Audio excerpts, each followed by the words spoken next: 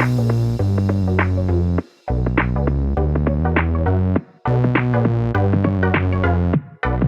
welcome everybody to another episode of Chris and Dave's Reality Cast. I'm one of your hosts, Chris, and my co-host and very good friend is Dave.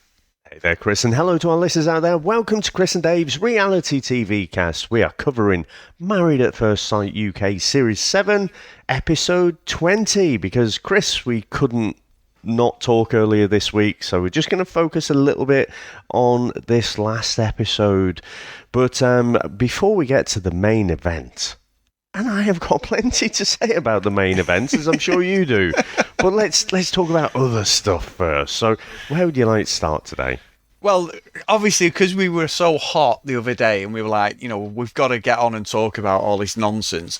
There was a couple of little bits that I wanted to talk about that we not that we missed, but they weren't top of the agenda. And we probably could have podcasted for about 3 hours after the other day. But yeah. I think earlier in the week we'd seen Adrian and Thomas met his friend Kate, the one who literally interrogated Thomas, you know, within an inch of his life at the wedding, you know. And Dave, they are together. When they're together and they're relaxed and that, they are such a good couple. The yin and yang. I did not think it'd work at all. I thought it was another, you know, pin the fucking tail on a donkey job for the experts, but it's not. They really are good together. I just hope. And I think they're still together now. You know, we've seen some of the social media stuff, whether they're just playing up to the show. But yeah, at the moment, I'm rooting for them two probably more than most of the other couples. I'm with you. I think they seem great, don't they? And, you know, from where they started, you know, calling him fucking Captain Curtains and H from Steps and stuff. And just, you know, I thought he's going to be a little bit too much. And especially in the group situations, then Thomas doesn't need an invite, does he, to go off on one? No. I just think Adrian's a bit calmer.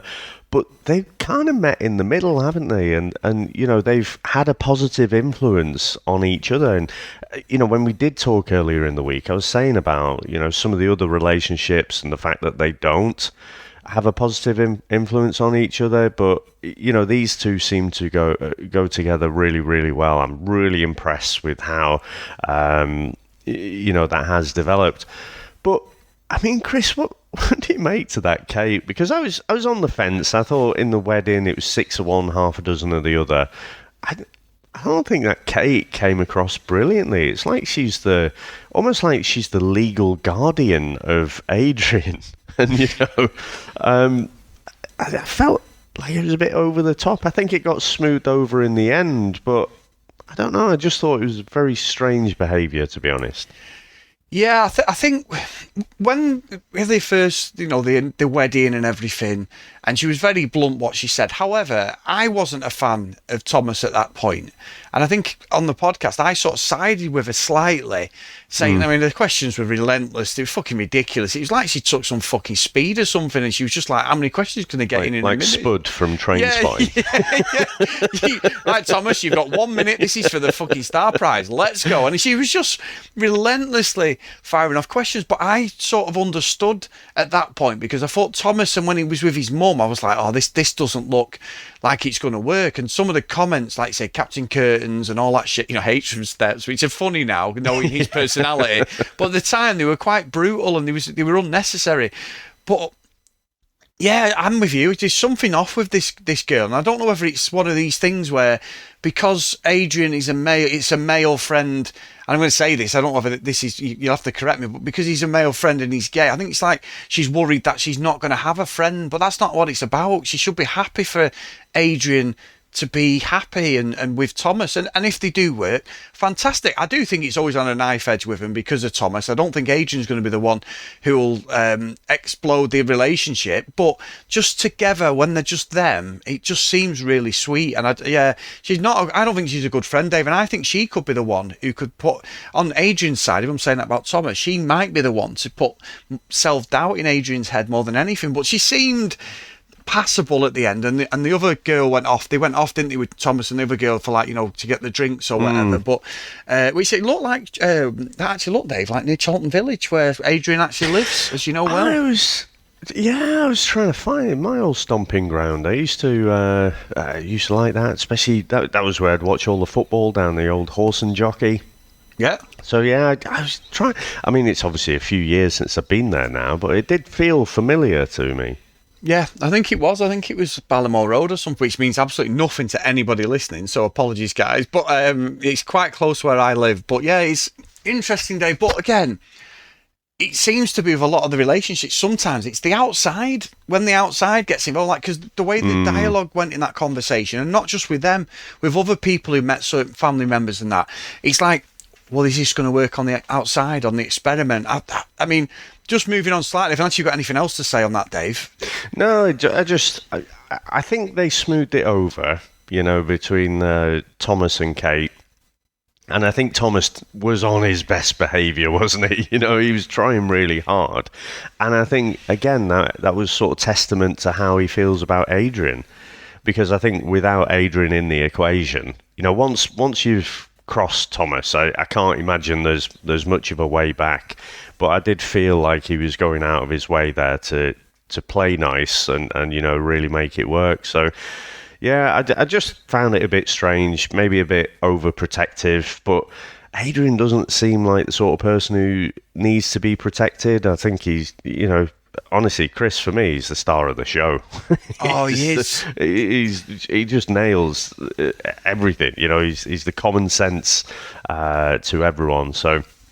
yeah, I think they're good. But, yeah, sorry, you were going to move on to someone else? Sorry, yeah, sorry, before I do move on, I did see something. When we commented the other day about I wasn't happy with Paul's reaction towards Adrian when he was trying to bring up something with George. Oh, yeah. And then every fucker jumps in. Well, Paul's clarified on Twitter and said it wasn't anything to do with Adrian. I think the edit showing it like it was Adrian, but apparently everyone was chipping in and they didn't fucking show it. So I think we're going to talk about the editing, obviously, but it wasn't. He actually clarified it wasn't Adrian. Someone had a go at him saying, "Oh yeah, you had a go at Adrian, but you didn't bother when everyone else was," which is true because I said it, didn't I? Everyone was chipping in on Matt and Whitney, but no, he didn't say a word then, Paul. But apparently it was they were all going at that whole thing with George and April, so that's why. But that makes sense because Paul was out of character for me, I thought. Yeah, but if you look at Adrian's, I mean, that's Paul's story, okay? Mm-hmm. If you look at Adrian's Instagram, I mean, he was saying he did have tea to spill. Oh. And he was kind of umming and ahhing about whether he was going to spill it, but I think he said he'd had a couple of cocktails, so I think he was on the edge of spilling something, but then decided not to. So there is more tea to spill there. I mean, if I may, Chris, and speculate, when that whole thing kicked off, it was with April and George, wasn't it? Yeah. And I'm not going to repeat myself what I said earlier in the week, but, fucking danger, Will Robinson. There's something not quite right there. And I think I am going to hazard a guess that Adrian was going to come to the defence of Thomas, because George was having a go at Thomas, saying he is the only problem in their relationship. Whereas George has been coming round and chewing Adrian's ear off about how he can't trust April. Yeah. So don't fucking say that Thomas is the only problem.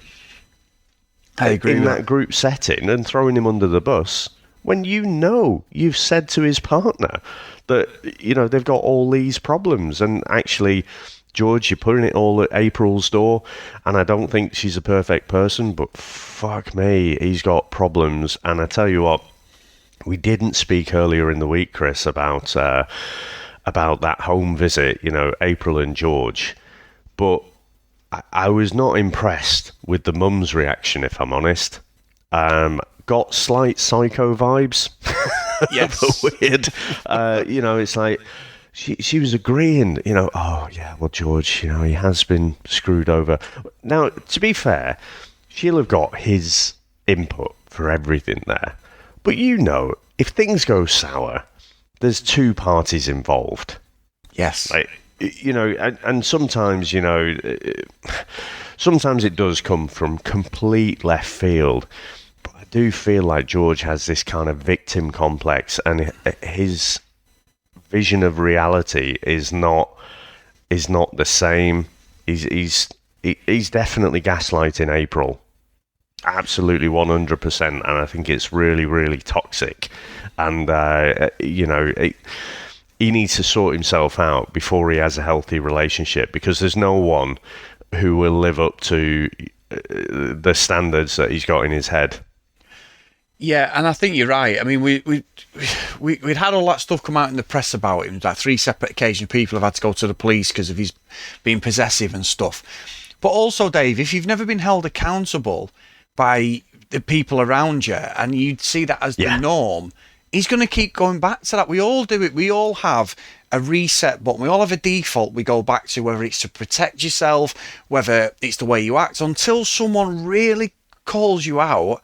And really makes you look in the mirror and go, that is not acceptable. We all make mistakes. We've all got quirks and bad things, good things about us. But with Georgie, I'm with you completely. There's some off. I don't like April. She's just there for the clout. She's just there for Instagram, and she'll be on every show going after this. But there's just some edge about him I don't like. And I don't think, I mean, look, he's talking like he's some fucking eco warrior, pulls up in a fucking Mercedes convertible, Dave. That's not a fucking cheapo car, is it? It's like, has a 60 grand fucking car. He's got some fucking wonga behind him. But yeah, his mum, that was more worrying than George, because I thought, you have never held this lad accountable for anything. And he's 40 years old now and acting like a dick. And also, we talk, don't we, when we do the Love Island and we've done these shows, and the contestants are younger, and I've said this a few times, and when we've got contestants who are older, we were like, yeah, we need a Love Island. I always say, a Love Island with beer bellies, and I know ITV are looking into doing a Love Island spin-off with like middle-aged people who are divorced and separated or whatever, and we're like, oh, this is going to be amazing. Mature people. No, Dave, I think as we all get older, we just become more fucking obnoxious, because these people, I mean, Love Island was a joke this summer. We had a great time watching it, but some of these are worse than anything I've seen on Love Island. They're just fucking unbelievable. And I think it's because the desperado, and they're getting the chance in the mid-30s to get on TV, most of them. They're fucking just doing anything, aren't they? So it's great TV, but yeah, some really worrying signs with George for me as well. Yeah, and you know, what are the what was that movie like? The girl in the train or something like that with Emily Blunt? Oh, I've never seen it. You know, have you seen any films where you basically have an unreliable narrator? You're seeing a story through their eyes, and then actually something happens and you realise, no, they were misremembering it. Something like, it's probably not exactly the same, but something like Sixth Sense. Yeah. Right? You're seeing it through Bruce Willis's eyes, and then spoiler alert for a 30-year-old movie or whatever it is. But, you know, it turns out his perception of reality is completely different. For me, there are little data points where, you know, I just don't really trust what George is saying, because it doesn't match up with what I'm seeing. Like I say, he's going on about how he doesn't trust April and whatever, but the thing, it's like he's going on, he's this valiant protector of his kids, and you and I are both parents as well, so we kind of get that, but it's how he's painting himself out. But wouldn't you expect him to rock up in like a proper people carrier or something? You know, like a proper dad, you know, car or something. But like you said, it's this fancy sports car, and it's like, well, that's a bit strange, isn't it, for like a dad who's got 4 kids? Yeah. I just find it a bit off. And it's not like you can say that one single thing makes it off. It's all of the things together that I just think that the reality is not the same as the words that he's choosing to use. Yeah, I think so. I'm with you, Dave, and that shows to me he's had a very entitled life, because he doesn't seem to have a lot of. There's a reality check got to be had with George, and I don't get it. And he's great at pulling faces, and you're right. The Adrian situation, he's gone in there. I mean, look, it proves what he's like, because the first time they went into the dinner party, remember the judges analysing him. He went to everyone slagging April off, didn't he? Anyone who'd fucking listen, he was bending their ear. You won't believe this. You will not believe. And it was like, these are people he'd never even. Well, we know now they all know each other because they live within the confines of a flat, don't they, an apartment block, which they can't really leave and all that. So this is, and that's what plays into the Matt and Whitney stuff we'll talk about later. But when he went in there, anybody who would take, listen to him or bend their ear, he would tell them about April. And that's what's happened. Is you were so right, Dave. He's gone in there, threw her under the bus, called her on, said all these things. So Thomas and Adrian have absolutely, well, Adrian more than Thomas. Adrian's taking his side as a friend. And like you say, we know that. We all do it. If me and you had a bus stop, right, you would tell your friends or your family, oh, Chris has done this, or I'd tell like Sam or whatever, but somewhere in the middle is the truth, because nobody ever likes to admit that they've been a twat, do they? Or they've been wrong. We all like to paint ourselves to our nearest and dearest that we're good people. But when you have a bus stop, you say wrong things, you do wrong things. There's a reason for that combustion, and that's the problem. It's in the middle somewhere with April. That is the truth. But obviously George has just got the violins out and gone for the full fucking sympathy vote. Yeah, 100%. But moving off them, Chris, and one Silence of the Lambs candidate to another, right? What do you reckon the reasons are for Kwame not letting Keisha into his house? Because I don't know. I'm just... my mind's wandering there. I've shown my hand, obviously, but that's fucking weird, isn't it? It's like, no, I don't want these people in. It's not like you're being interviewed by the police. You signed up for a fucking reality show. So I just found that really, really weird. Well, it's weird with Kwame because he created the best Kermit the Frog drinking lemon tea moment ever in a reality show. It's fucking... The line was straight out of a comedy. It was the best line I've seen in a long time, and probably one of my best lines ever in a reality TV. It was brilliant, and nobody had a fucking clue what to do. However, as a person, Dave, I agree. There's something off with him. There's something he's concealing. He's probably married with about 4 kids, and this is just for the show. Hence why he's probably not took it further with Keisha. Because when they went out and they were with his friends, his dialogue was not what he's been saying to her. And she quite rightly held him to task. And he's looking at her going, really? And she's like, yeah, really, because you've not said any of this. They've never had that interaction. And then that whole thing, I don't think I could think positively, Dave. Maybe he's the real life James Bond. Maybe he's 007 and he's leading 2 lives because he's smooth, he's well dressed, he looks the business. I don't know. It was just so off. Why would you not, when you're going on a reality show where you are going to give them everything for your 10 minutes of fame, why would you then say, sorry, can't come in, I've not fucking ironed or I've not made me bed? It's fucking weird for me. I mean, you say James Bond, I say Patrick Bateman. Well, I've been watching the Dharma documentary, Dave. Jesus, that is horrendous. Anybody on Netflix, fucking hell, that is awful. Oh my God, what a fucking show. I watched the first episode of that, and it's number 1 throughout the world on Netflix. Unbelievable. So I watched the first episode, and I'm like, Christ, you know what? I'm going to have to space these out. I can't binge this one. It is heavy as hell, isn't it? But Evan Peters, I mean, he's just a chameleon, isn't he? Yeah. Like, I saw him first in Kick-Ass, and he plays this dorky little character, and then, he's in, like, the X-Men movies and stuff. I think he's just been brilliant. I think he was in... I think I saw him in American Horror Story as well. But what a sinister character he is. Still talking about Evan Peters, by the way, but we'll get back to Kwame. Sorry, guys. Yeah. It's just a reference point. But yeah, you say about his friends, though. I think that... what they didn't say was, well, Kwame, whenever he's in a relationship, we always tell him, you're doing these same mistakes again. They seem genuinely surprised, about how he was. And it just convinced me that he's on it for being on the show, and that's it, for a bit of exposure. And, I do think it's just a bit unfair on Keisha, to be honest, because I think she thinks there's still potentially something there, but there really isn't. He's got absolutely zero intention of making that work. I don't think he fancies her. I don't think he wants to explore any feelings with her. He just wants to carry on being on the show.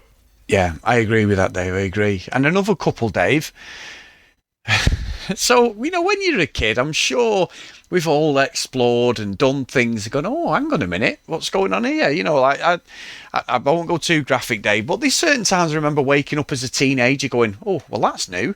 And, it's interesting stuff, but I never once thought, you know what, I'm going to get a pack of Wrigley's and stick it round my fucking knob, Dave.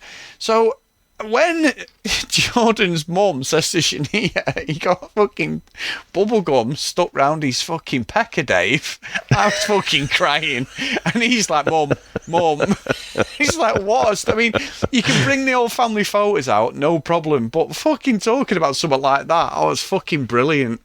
I thought it was amazing because what a brilliant mum story. Because I Chris, I'm longing for these days, to be honest, with my kids as well. I'll embarrass them in unique and different ways each time, but to bring out that story, Chris, it would be embarrassing enough if your son or your daughter or whatever brings home a potential partner and you decide to roll out that story to their partner to embarrass them. I mean, Shanita's not bothered. She thought it was funny as anything, didn't she? But to do it on national TV, Chris. Oh my God. I mean, you can't top that. No parent, when they gleefully tell these embarrassing stories about their son or daughter, can top that. I did it on national TV, motherfuckers. Top that one. It's a bad one, I thought that was brilliant. So, Dave, we've had a chat for about 10-15 minutes about like some of the stuff we missed. I'm rolling my sleeves up for this. Let's get into the main event. I'm fucking ready, Dave. So, where do you want to start with the farce that was Thursday's episode? Right. So at the end of Wednesday, I said, look, we've seen this playbook before. And John, from the Australian maths, gave, Carolina and Daniel a right fucking roasting about how disrespectful they'd been. And, the other... I can't even bring myself to say experts, Chris. The producers, the manipulators, right? Yeah. The blonde one whose name has escaped me for the moment. She was there. She was right there on the sofa. Mel. Yeah. Mel, that's it. She was there. She's seen this happen. She knows how it went. So, to act like, oh my God, I've never seen this happen. We don't know how to react. Well, you did in Australia, but okay, let's get past that one. I was chilled as a newt to say, no, this is the same playbook. They're going to give them a roasting. Matt and Whitney, you disrespected the process. But not only that, the experiment is now null and void.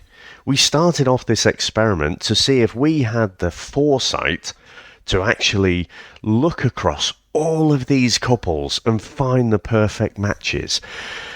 The clue... The thing that I should have picked up on more was they said, we haven't actually assessed whether you'd be a good couple. To which I say, well, why the fuck not? How have you chosen fucking anyone then? Surely you take one person and then you compare them against lots of other people.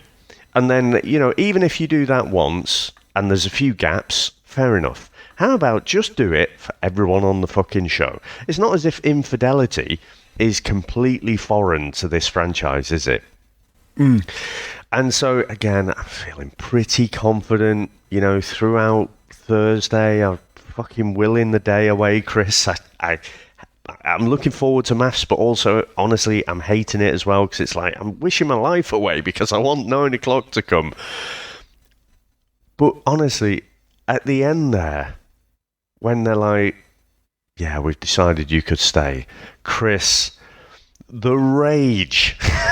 If I was Bruce Banner, this neighborhood would be fucked. I just could not believe it. I am. And the thing that I feel most let down by, we all know there's manipulation and everything, but there was no other reason to keep them in other than to make great TV, other than to stoke up the drama, other than to piss everyone off in the experiment. Because like I say, the experiment is null and void. The experiment is you've tried to scientifically match these couples, and you didn't. You know, it was an oversight. You didn't look at Matt and Whitney for reasons. You know, I'm doing the old quote fingers now. Reasons. And also I'll do the quote fingers, Chris, for science. You know, we've looked at the science. Fucking hell, I can almost hear Donald Trump talking now. Yeah, we've looked at the science. Fuck off. Bull fucking shit, Chris. And I was so angry and fizzing at the fact that they let them back in. I'm sure that is only a smidge of how upset a lot of other people are going to be as well. But also I was angry that it was Thursday and I have to bloody wait till Monday now. So I'm going to wish away my weekend as well. So, yeah, there you go. There's my first gambit, Chris. So, I mean, what were your thoughts?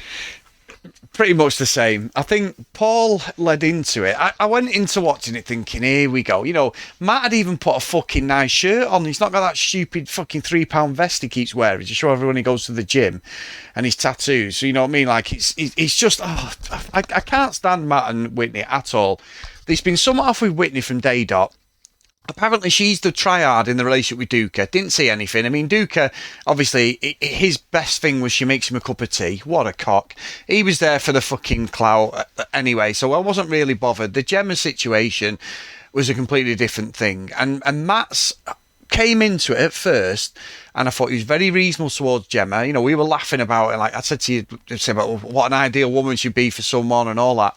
And it was the innuendos ruined it, but it just felt like it was a step all the time. Anytime there was something Matt could jump on to put her down and justify his behaviour, which for me is the classic actions of someone who's already cheating on someone, Dave, and trying to find fault in a relationship just to justify their own actions, 100%. And then we've seen some of the tea this week that Matt and Whitney spent a lot of time together in his apartment. They were good friends and everything. They just hit it off. And it all plays into what you said, and you made a great point on the last episode, was it just seems so fake, and they've turned round to him like they do in Towie, which for anyone listening is the only way is Essex. They play out real life scenarios that have happened, play them up to the camera, put them in settings where they're in like a nightclub and all the extras are not talking. Because I got offered positions like that in the Real Housewives of Cheshire, and that I've told it loads of times. Stand in the background like you're having a drink, like you do extra work on TV. Same thing, I've done it loads of times.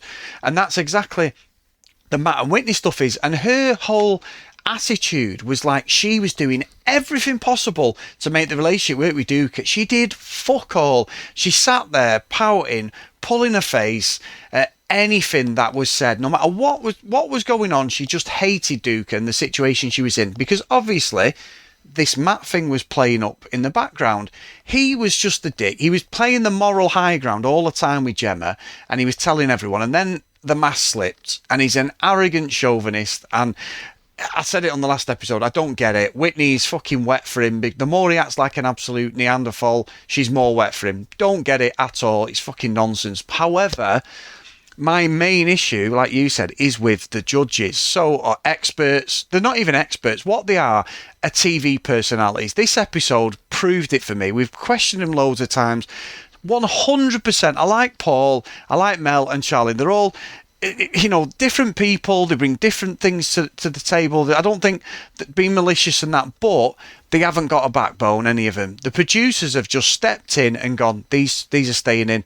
No matter what it does to the experiment, whether you believe in this or not, which I don't think they do, we are keeping these two in, and we have to find a way. And Paul started off so well. He's like, I cannot endorse it. And as soon as he said it, I was like, oh, fuck, there's going to be a but here, isn't there? But what machine did you put it through? Was it fucking in Willy Wonka's chocolate factory? You just put a fucking thing in and come up with all these fucking... Oh, these work together. No, they don't work together. But for the purpose of the TV show, it's going to be great going into next week, because I can't imagine it's going to kick off to fuck. I'm sure Thomas is going to have all sorts of stuff to say, because he was a good friend of Gemma from what he'd said, and he spent a lot of time with her. But this is not a reality TV show for me. This is a fake reality show. It's a mockumentary, whatever you want to call it. It's a soap opera now, and that's fine. If you pigeonhole that at the start, then do it.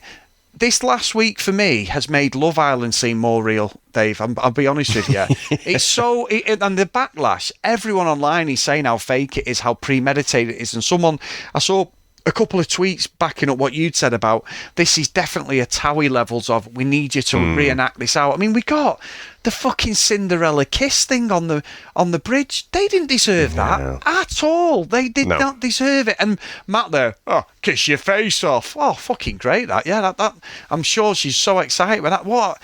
Just a strange way for him to do it. But I get it because of the ratings, because the social media, they're just about, Dave, now, the social media hits.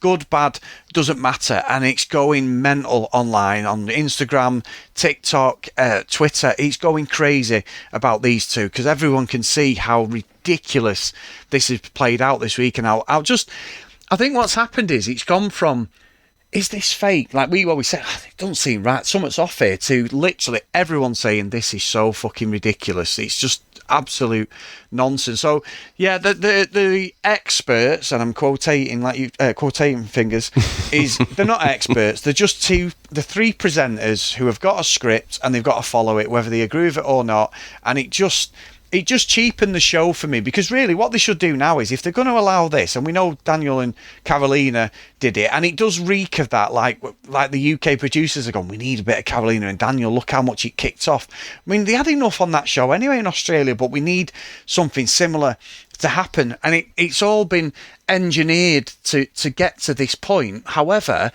if you're going to do that, why don't you just let everyone go on a fucking speed dating round, couple them up, everyone gets in, this is who we think you should be with, this is the wedding, however, we're going to all do it before they get married, we're going to do a speed dating thing and you all go on a date with each other. I'd buy that more, Dave, than this fucking bollocks, because everyone might as well just fucking throw the keys in the bowl and go, you know what, let's see who we can go on with tonight. It's fucking bollocks. It is, but you know what? I can't wait. And I'm almost... I can't wait till next week. It's like, why did they do this? I can't believe it. I can't fucking wait till Monday. It doesn't matter if the football's on or anything. Yeah, that's why they do it. It's because we hate it. We know we're being manipulated as the audience, but we still fucking love it. Sorry, one last thing, and I'll shut up then, I promise, is... what do you think? So we had the backlash in the summer regarding Laura Whitmore and her approach on the After Sun thing and not addressing stuff with like Luca and Jax and stuff. I haven't watched it, but I'm going to have to find it and watch it today, because... we all know you know. No, I am. No, fuck off you. No, I am. Because I want to know how they're going to justify this, because it's like Love Island. Everyone's getting a cut. And I think it's AJ Adudu, she's the presenter, but everyone is getting a cut of something, so they don't really hold anyone to task unless they get a proper guest on who doesn't give a shit and just lays into it. Oh, by the way, this is playing up to this as well. Have you seen that guy on the American football show this week? The comedian. No. Oh my God, I'm gonna have to send it you. I've just watched it before we were recording. So the American football's back at Wembley and stuff. They have a couple of games a year at Wembley and everything, or Tottenham's stadium, wherever it is. So they've got 4 of them sat over the River Thames in this big glass back studio, loads of American football fans behind the English ones, and all these presenters are suddenly an English comic, I don't know who he is, and they say to him, so what do you think of American football? I don't watch it. He goes, anyone who gets... So he basically paraphrased, he goes, well, it's a bit weird, isn't it, getting up at 3 a.m. to watch American football? He goes, I wouldn't trust him with my place. And he's slagging him off. Then he's slagging off, he's saying, I've watched O.J. Simpson. He was innocent. And you hear the guy go, whoa, hey, man. On the line of fucking cringe. And one of the presenters, he's crying, laughing. He went, yeah, and he's slagging off all the teams. He's honestly, Dave, I'll send it you. It's a 2-3 minute clip. It's brilliant. You can see one of the presenters at the end of the fucking end of the panel, he's punching his fucking knee as if to say, what the fuck have we done? Oh, I'll send it you. It's so fucking good. How does this relate to maths? I'm talking... What I'm talking about is I want to see if this After Sun version of maths that they do, are they going to unveil? And we know our good friend Jade's been on as well, and she's been in the audience and that, hasn't she? And she said like there's all more to come. She couldn't tell us, but obviously this is what it was. And so thanks for that, Jade. But it's that I've got to see if they hold him to task, Dave, because no one's going to call the judges out at all. They're going to get off scot-free, but is anyone going to lay into Matt and Whitney? Because it totally ruins what the show is supposed to be about for me. I don't think anyone's going to hold them to task, for a start. Yeah. But I kind of feel like that is our place in the world, Chris. That is our job, because you got all these official podcasts and everything, and, you know, things like Unveiled and obviously the main show, and no one actually calls out the bullshit that I know, that I'm aware of, apart from us. So that's what we're here for. So... You know, initially it's just, I mean, me and you would talk about it anyway. We just happened to jump on and hit record. You know, I think one of the things that pissed me off the most is that Whitney and Matt have shown absolutely zero fucking guilt, absolutely fucking zero remorse for the people that they have hurt along the way. Now, Whitney... I mean, there's no... Duca is like, you know, Jim Carrey in Dumb and Dumber. So you're saying there's a chance, you know, one in a million. You know, but I think, to be honest, he was just happy to be there. So I don't think the whole cheating thing was a massive surprise. Whitney had made it known that she wasn't in.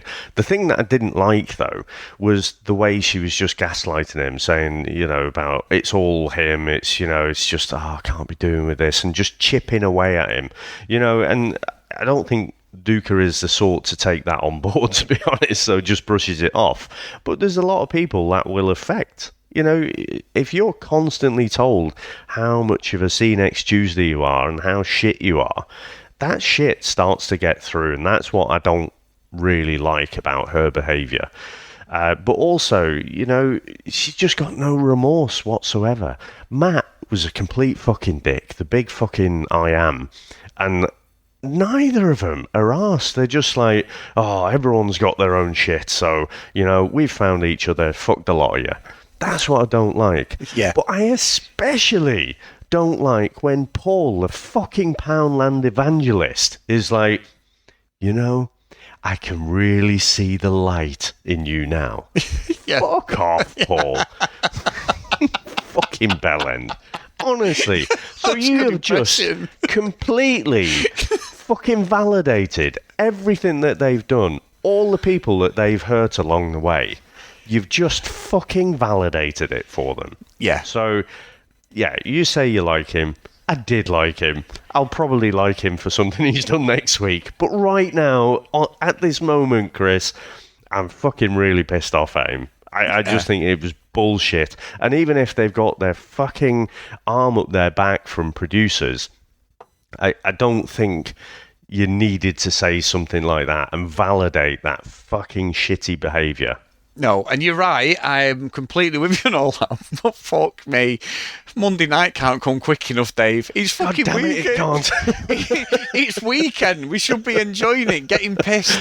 Fucking whatever. Fuck work. You know, we'll have the Monday morning blues on. Well, the Sunday night blues where you're like, I've got fucking work tomorrow, but I am fucking itching it's to match watch day. it. Yeah, exactly. Oh, and that's the beauty of it. Whatever we think of it, they've done a good job. One, getting us talking about and getting us riled up, because I always think we're best when we are fucking going and we're annoyed at stuff. But obviously, everyone, to be fair, there's a lot of people on our Facebook page, the Chris and Dave's Reality TV Cast, and big thank you to there's loads of people joining again, guys. So thank you for getting over there. We're letting people in every day and we're welcoming you into the community.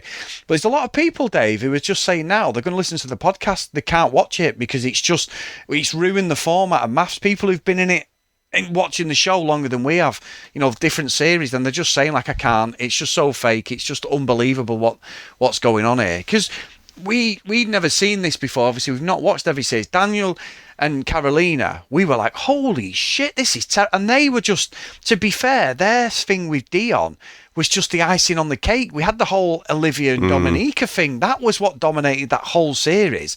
So there was loads of little things going on. This has just been front and centre. And it does feel like they've just gone, storyboard, we need a Daniel and Carolina for this series. Yeah. And that's what we've got. I stand by what I said. I still say they've been worded up before this show, these two. Well, I mean, if you look at Gemma's Instagram, it seems like, there's no real producer manipulation. They've done that on their own accord. The thing that's different, so if you think back to last season, with the last UK season, that is, the whole kiss that was off camera and everything. So I think, this shit does happen, and that you've thrown all these strangers together and paired some of them up arbitrarily. Sorry, Chris, not arbitrarily. Scientifically. Yes. You've got fucking post-it notes and thrown them down the stairs, and the order that they land, that's how you pair them up. But that all happened off camera. I think they've had a lessons learned meeting and said, you know what, if this shit happens again, we have to capture it. That's why you get that shit, towy, fake fucking scene. And that's, that's the bit that makes it fake. I don't think it's scripted, though. I don't think they're forcing anyone to do the cheating. I do think the people who were hurt were genuinely hurt. And I do think, Matt and Whitney have done this of their own accord. Yeah, and here's a question for you then, Dave. I think you're right. That could be another way to. Either way, we're at this point. It's either I'm right or you're right, and it doesn't matter. It's an absolute shit show, doesn't it? You completely on the money there. But Dave, let's ask this then. So this has been two people. And I think Paul said, yeah, we can see there's a connection there. Yeah, we've run the figures, and like you said, and all that bollocks. I can see the light. Yeah, I can see that. Yeah, we didn't even think about this. Okay, Paul, whatever. Do you think, Dave, they're still together? Because I fucking don't. No, not a fucking chance. Yeah, exactly. Not a fucking... Poor Gemma has been put through the ringer there, and I don't think... I could be wrong. They may keep it going for a couple of months fakely, but just to sort of keep a bit of face, like Daniel and Carolina did, didn't they? It lasted 6 months and then they finished, like most of these relationships do, and they probably broke up after a couple of months, but they've just gone to different things together as friends, just to keep the facade up. I don't think these two are together at all. Not a chance. I'll be amazed. But we'll be saying this in 2 years when they've got 2 kids, Dave, a mortgage. They fucking deserve each other. They do. That's for sure. But, yeah. Chris, question to you. Do you think these are worse or on par or better than Daniel and Carolina?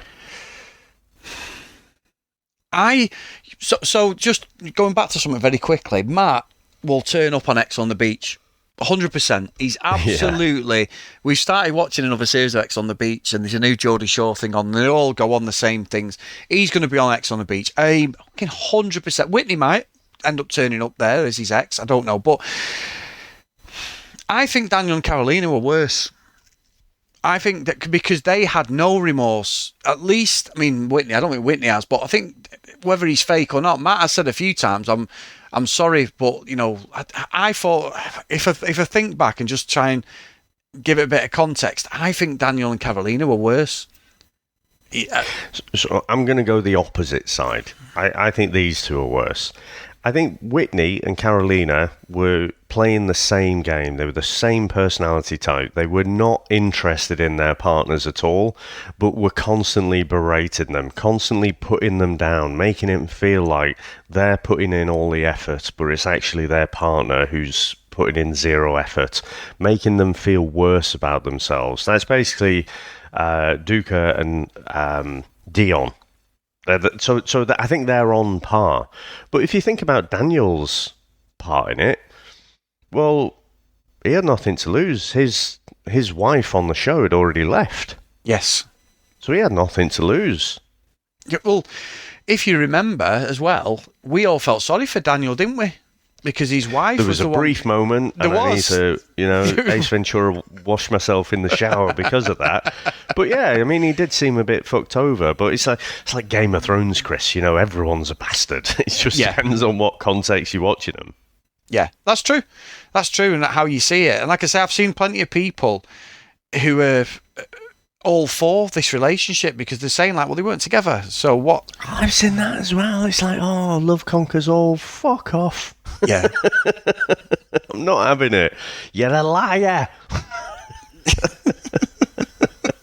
But no, I think because both partners in this context, Matt and Whitney, have been horrible to their partners.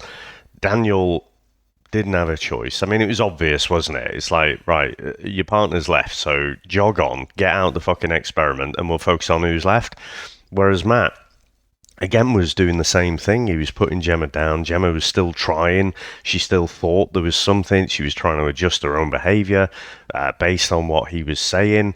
And again, just gaslighting her. All the things that Whitney had accused Duca of, about being fake, about playing up to the cameras. Matt was doing that fucking 10 times over. The first dinner party, he's like fucking raising a glass to everyone and like giving his big fucking speech. For me, Matt and Whitney are the worst couple on maths. Well, I'm not going to disagree with you, Dave. It's a fine margin, but yeah. Either way, all four of them are a bunch of see you next Tuesdays. But mate, hey, we've had an email, Dave. We've had an email. So it isn't in relation to maths, but it's a lovely email from Chima, and it says, "Hi guys, great podcast. Love the genuine chemistry and banter you have from your friendship and years in the band. Love the emotional intelligence," that must be you, Dave, "life experience, comedy and reality TV savvy you bring too. Really nice to have male perspectives as well. I had no clue why anyone would go on TV and act in these ways, but now I actually feel like I understand people better because of your podcast. Ha. I listen to your Love is Blind and Maths coverage as these are the shows I watch. I wonder whether you were covering the new Love is Blind Season 2 reunion episodes. I struggled through them and they just annoyed me. Hearing your take would make it all worthwhile. Keep up the good work, although all this crap TV is terrible for our brains, so I'll understand if you decide to stop. From Chima. So thank you. And we've both watched the Love is Blind reunion. Fucking terrible, Dave. What a waste of fucking my life that was. Hand on heart, I couldn't get through it. Yeah, it's awful. I tried to watch it, but I'm with Chima. I couldn't get into it. I just didn't like any of them.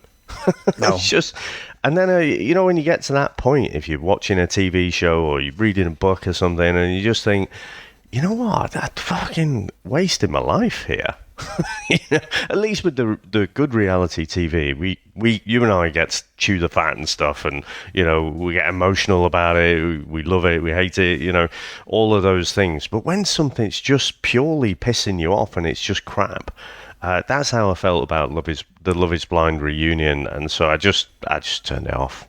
Yeah, and you know what, Dave? That's very similar. I watched the first one with Sam, and I went. And obviously Sam knows that I have an interest because of our podcast. We covered the series, and she's thinking I'm going to be like, let's watch the next one. And I went, I don't think I can watch it.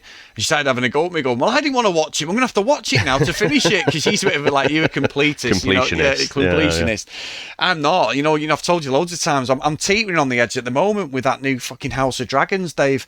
I thought the last episode was good, but I'm like that. I just walk away from shows, mate. If I'm not into them, I've no interest, and I've said the other week, and on here as well, I've dedicated and committed to seeing this through, because Sam's not going to listen to this one for a few days, Dave, so I'll get away with it. But I'm just teetering on the edge with it, where I'm like, I just don't fucking care watching it. So I'm hoping it gets better, but I will literally just walk away. Walking Dead, 2 series in, couldn't give a shit. It's the same formula over and over. I've said it loads of times. Let's go in a shop. We need supplies. No problem. Hang on, let's open the cellar. Oh, there's 50 fucking zombies in the cellar we didn't hear when we were mulling around this fucking house. And they go and chase them, like Jason Dave at 0 mile an hour, or Mike Myers at 0 mile an hour, but they catch you. But anyway, that's why I missed the point big time on Walking Dead, by the way. It's the humans that are the real villains in there. But I get it. You don't like the fantasy stuff. That's the thing. For me, House of Dragon is a return to form of Game of Thrones. It's all about these political relationships, all about these different people having agendas, trying to further their own power and their own position within the kingdom and what have you. I think it's brilliant, to be honest. But I can also very much see why you wouldn't be into it. But you've just described every reality TV show we covered, Dave. Honestly, as well. It's fucking similar as well. The only difference is they dress up in this one, yeah, and have dragons. But there is a lot of similarities. There are a lot of similarities. Speak English, Dave. between reality TV. Chris, I was thinking the other day about, the birth of this podcast all those years ago and the fact that I hated it. And I don't think there are many bigger fans than me right now. You're worse than me. Especially this week. I'm obsessed. I'm like, oh, what's going on with it? So, yeah, it's brilliant. But I also feel that responsibility as well to call it out when we see it, I still, not going to get on my high horse again, but people don't talk enough about some of the poisonous and toxic things people do in relationships. Saw something on Twitter earlier that someone said something like, if a young boy is mean to a girl or something, don't tell her, it's because he likes you or something like that.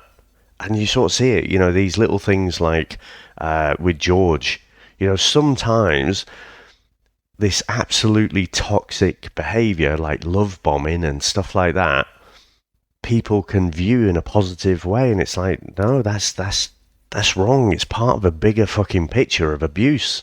And so that's what I find really interesting about a lot of these, we know they're not real reality. It's not proper Big Brother where they're just, or Big Brother season 1 rather, where you can go in any time. It's all edited, it's all manipulated, but it's still unscripted. It's still the people, and they can't help, even when they try and put the mask on, you can't help but see the real person at some point. So yeah, I find it fascinating a little bit. I do, and I also think watching this sort of thing, I look back on myself. So with me and Sam, and this isn't calling Sam out before I start getting a load of aggro, there's an age difference. There's 7 years between us, and luckily, Dave, she still looks younger than me, which is amazing because she's still beautiful. I'm really digging a hole now, so don't say anything else, Chris. Just carry on going. You're Kwame styling this one. I'm proper fucking digging it. But what I mean is, when we watch stuff like Love Island and things like that, when they're like, I was 20 when I got with Sam, and she was 19, sorry, and she was 26. So she'd lived a life, mortgage, house, everything. I'm just some young kid turns up with a fucking bike and a load of videos and some clothes, you know what I mean? Like, she'd known me all my life, sort of thing. But I can cringe sometimes. I go, fucking hell, I was like that. You're not like some of the extreme stuff. You're just immature, or you're being jealous, or you're being, I can fucking, my toes curl when I'm watching stuff like that and think, oh my God, why is she still with me? You know what I mean? Like, there's nothing terrible like that, but I'm sure there's plenty of things that even Sam probably the same. You watch it and you self-analyze these people and go, oh God, I've done that. Oh shit, because no one's perfect. We can sit and roast people. We've all done some of these things. I mean, I've never decided to fucking swap my wife and go with someone else mid-relationship, Dave, and like this one here. But it's interesting as a human experiment watching it. That's why I love reality stuff, because some of it's nonsense. Like we're watching the Kardashians, that's fucking terrible. This new show on Disney's awful, even though I've been there from the start. It's fucking rubbish. But when you watch these sort of things, I can look at that and go, oh, fucking hell, Chris, what a bellend you must have been, in certain scenarios. So yeah, I think it's good.